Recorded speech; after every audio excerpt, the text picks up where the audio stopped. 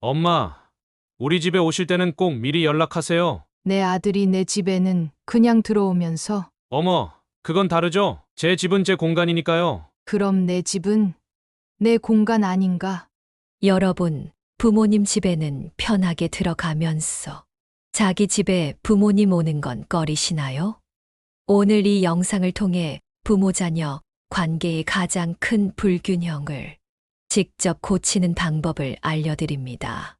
지금 당장 구독과 좋아요 눌러주시고 끝까지 시청하세요. 이 영상 하나로 여러분의 가족 관계가 완전히 달라질 겁니다. 모든 부모가 그랬겠지만 저는 아이 둘을 홀로 키우느라 굉장히 고단한 삶을 살았습니다. 아들 김민수가 10살이 되고 딸 김은지가 5살이 되었을 때 저는 남편과 헤어졌습니다. 시부모님은 모두 돌아가셨고 친정 부모님도 아버지 밖에 안 계셨는데 손 벌릴 형편이 아니라 혼자만의 힘으로 아이들을 키워야 했죠. 그렇다고 좋은 직장에 다닌 것도 달리 돈 버는 재주가 있었던 것도 아닌 터라 정말 고생을 했습니다. 먹여야 할 입이 하나도 아닌 둘이라 남들보다 2배는 더 일해야 했습니다. 하지만 그 시절엔 힘들 틈도 없었고 아이들 보는 낙으로 그 힘으로 살았습니다. 아무리 힘든 일도 시간 지나 뒤돌아보면 결국 과거가 되니까요. 저는 그렇게 아들, 딸 열심히 키워서 둘 모두를 대학도 보내고 결혼도 시켰습니다. 이제 아들 김민수는 41세가 되었고 딸 김은지는 36세가 되었죠. 얼마 전 친구들과의 모임에서 이런 대화를 들었습니다. 언니, 김 언니 얘기 들었어? 무슨 얘기? 글쎄, 아들 집에 반찬 주러 갔었는데 그걸 애들이 몰래 버리는 걸 딱 본 거야. 뭐? 반찬을 버려? 그래, 나도 말로만 들어봤는데 영숙이 언니가 그걸 직접 겪었대.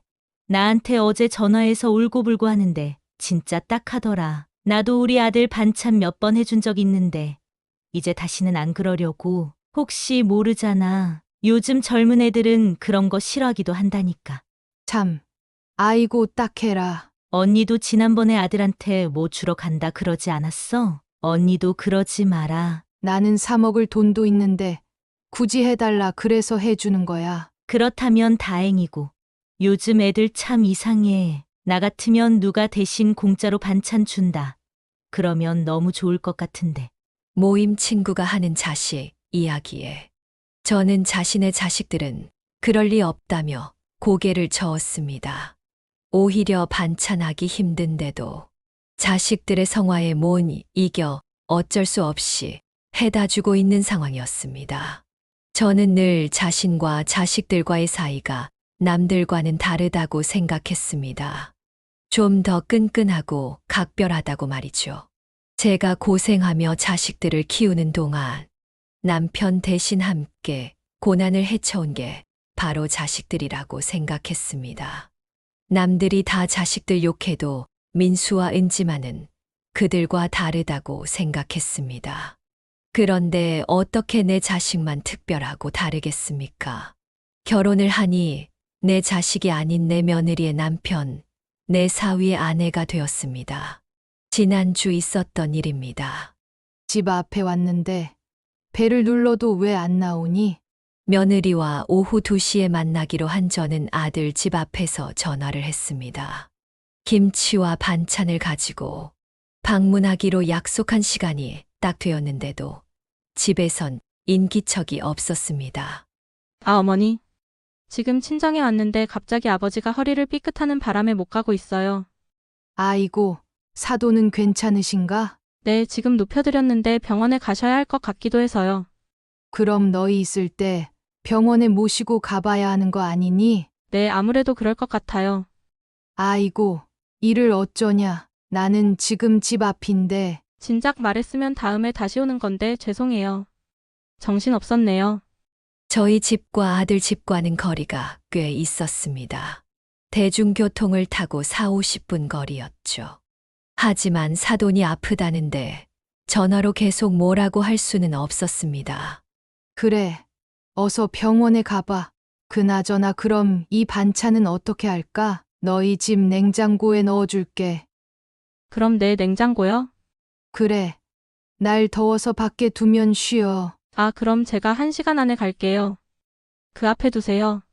병원도 다녀와야 하는데 어떻게 1시간 안에 와? 그냥 비밀번호 알려주면 이것만 넣어놓으면 되는데 서두를 거 없어. 그러면 관리실에 맡기고 가시겠어요? 거긴 에어컨 트니까 괜찮지 않아요? 그제야 저는 며느리가 자신이 집에 들어가는 것을 꺼려한다는 것을 눈치챘습니다. 아, 그러냐. 내가 들어가는 게 불편하니. 저도 떨떠름하게 대답했습니다. 누가 보면 말도 없이 찾아온 속 없는 시어머니인 줄 알 것 같았습니다. 하지만 저도 할 말이 많았습니다. 반찬 다 떨어졌다고 가져다 달라는 며느리의 말에 미리 약속을 하고 왔는데도 불구하고 집 안으로 한 발짝도 들어가지 못하는 건 섭섭했으니까 말이죠. 그런 게 아니라요. 집에 아무도 없으니까요. 차라리 미리 말이라도 해줬다면 집에서 출발을 하지 않을 것인데 말이죠. 이 땡볕에 이것저것 바리바리 싸들고 오느라 힘들었는데 경비실에 맡기고 가라니 자신이 마치 택배기사라도 된 것 같은 기분이었습니다. 알았다. 경비실에 맡기마. 그때 아들이 며느리의 전화를 바꿔 들더니 말했습니다. 엄마, 그냥 냉장고에 넣어주세요. 비밀번호 문자메시지로 넣어드릴게요. 그냥 경비실에 두고 갈게. 그렇게 마음에 안 든다는데. 저도 사람 없는 집에 들어가고 싶은 마음이 사라졌습니다. 아니에요. 밖에 두면 쉰다면서요. 그리고 다음부터는 저희가 가지러 갈게요. 저도 차라리 그게 좋았습니다. 그러면 이렇게 생고생을 안 해도 되니 말이죠. 사실 몇 번이나 직접 가지러 가라고 했지만 바쁘다. 어쩐다 하며 갖다 달라고 한 건 아들과 며느리였습니다. 저도 빈정이 상해서 그냥 문 앞에 두고 뒤돌아서고 싶었지만 오전 내내 고생해서 만든 반찬이 다 쉬어버릴까 싶었어.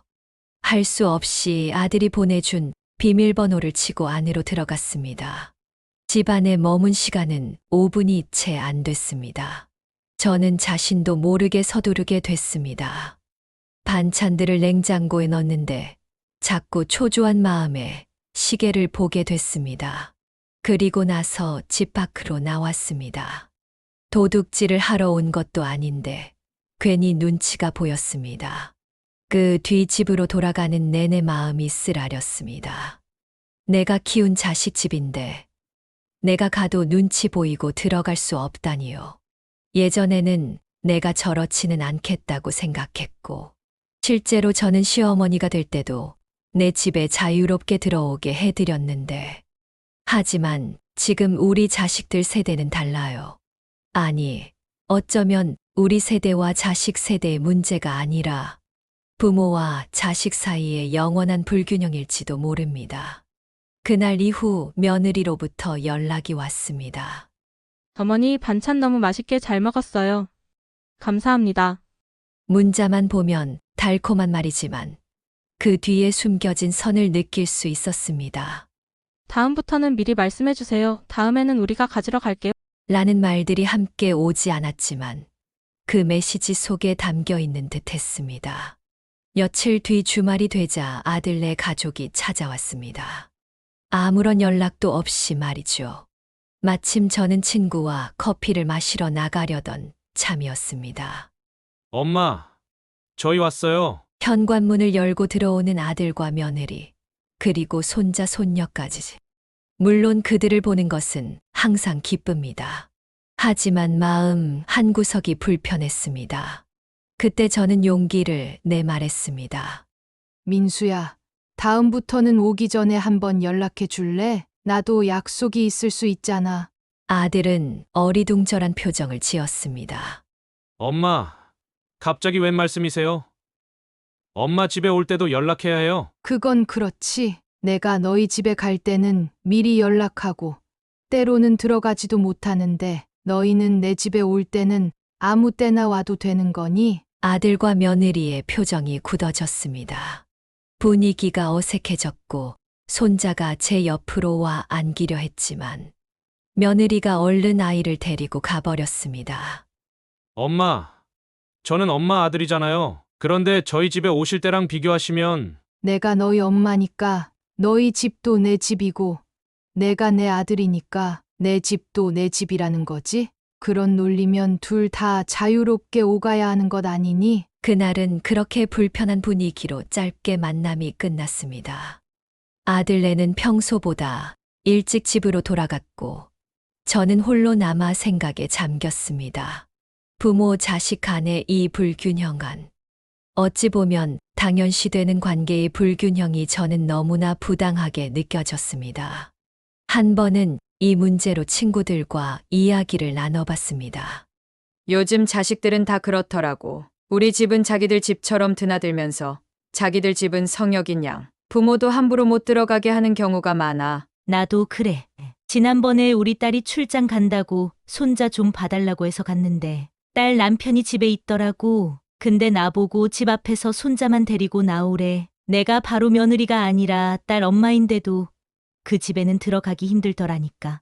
우리 때는 달랐지. 시부모님이든 친정 부모님이든 오시면 오히려 반갑게 맞이하고 식사도 대접하고 그랬는데 세상이 변했어. 요즘 젊은 세대는 자기 공간과 프라이버시를 너무 중요하게 생각하나 봐. 그 말에 모두가 동의했지만 저는 그것만으로는 설명이 안 된다고 생각했습니다. 프라이버시라는 것이 일방적으로 적용되는 건 어딘가 잘못된 것 같았거든요. 그런 생각 끝에 저는 결심했습니다. 앞으로는 제 집에도 규칙을 만들기로 했어요. 자식들이 오려면 미리 연락하고 와야 한다는 규칙 말이죠. 그건 단순히 안갚음이 아니라 서로의 공간을 존중하는 법을 가르치고 싶었습니다. 그래서 가족단체 채팅방에 메시지를 보냈습니다. 민수, 은지야, 앞으로 엄마 집에 올 때는 미리 연락해 줬으면 좋겠어. 너희도 너희 집에 누가 오는 것을 미리 알고 준비하고 싶은 것처럼 엄마도 준비할 시간이 필요해. 갑자기 오면 당황스럽고 집이 어지러울 수도 있잖아. 서로의 공간을 존중하는 의미에서 이해해 주길 바라. 메시지를 보내고 나니 속이 좀 시원했습니다. 하지만 동시에 걱정도 됐죠. 아이들이 서운해하지는 않을까, 관계가 틀어지지는 않을까 하는 불안감이 있었습니다. 얼마 후 딸 은지가 먼저 답장을 보냈습니다. 엄마 당연하지. 미안해요. 지금까지 생각 없이 행동했네요. 앞으로는 꼭 미리 연락할게요. 이어서 아들 민수도 답장을 보냈습니다. 네, 엄마 알겠습니다. 죄송해요. 딸의 반응은 진심으로 느껴졌지만 아들의 답장은 왠지 퉁명스럽게 느껴졌습니다. 아마도 며느리와 상의한 후에 보낸 답장이 아닐까 싶었죠. 그래도 일단 규칙이 정해졌고 이제는 서로의 공간을 존중하는 관계로 발전할 수 있겠다는 희망이 생겼습니다. 그렇게 한 달쯤 지났을까 아들 가족이 방문하겠다고 미리 연락이 왔습니다.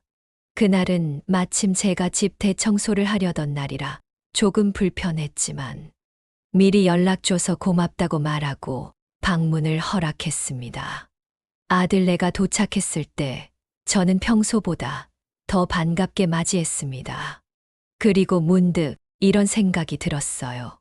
이렇게 서로가 서로의 공간을 존중해주니 만남의 질이 더 좋아지는구나. 광수야, 너희가 미리 연락해줘서 내가 맛있는 것도 준비했어. 오늘 점심은 너희가 제일 좋아하는 갈비찜이야. 아들과 며느리의 표정이 밝아졌습니다. 특히 며느리는 전과 달리 훨씬 편안해 보였습니다. 어머니, 저희도 선물 가져왔어요. 어머니가 좋아하시는 과일이랑 케이크요. 그날 오후는 정말 즐거웠습니다. 서로의 근황도 이야기하고 손자 손녀와도 재밌게 놀았습니다. 무엇보다 모두가 편안해 보였던 게 가장 좋았습니다. 그동안 서로의 공간을 침범하는 듯한 느낌이 만남의 질을 떨어뜨렸다는 것을 깨달았습니다. 저는 기회를 보아 딸에게도 전화를 걸었습니다. 은지야, 다음 주에 시간 되면 오지 않을래? 엄마가 맛있는 거 해줄게. 네, 엄마. 토요일에 갈게요. 그런데 혹시 오빠네도 올까요? 아니, 오빠네는 오늘 왔다 갔어. 너희랑 시간 맞춰서 같이 봤으면 좋았을 텐데. 그게요. 사실 저도 오빠네랑 같이 있는 건 좀 불편해요. 오빠 집에 가면 항상 불편하거든요. 들어가지도 못하게 하고. 저는 놀랐습니다. 우리 집안에서만 이런 일이 벌어지는 게 아니라 형제자매 사이에서도 같은 문제가 있었던 거죠. 그래.